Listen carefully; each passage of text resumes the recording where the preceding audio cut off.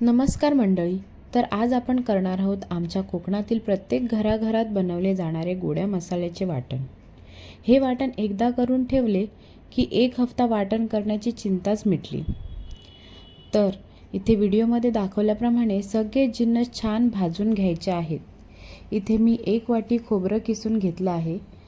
त्याचबरोबर 3 ते 4 कांदे घेतले आहेत.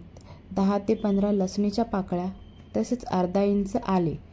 हे सगळं छान भाजून झालं की थंड करून मिक्सरमध्ये वाटून झाले की सगळे मिश्रण एकत्र करून घ्यायचे आणि मग त्यामध्ये 4 चमचे धने पावडर आणि 2 चमचे गरम मसाला अशा रेशोमध्ये पावडर घालून घ्यायचे.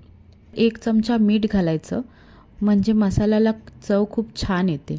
सगळं छान मिक्स करून घ्यायचं. बस तयार आहे आपला गोडा मसाल्याचं वाटण. तुम्ही पण नक्की करून बघा आणि आवडल्यास लाईक करा. थँक्यू.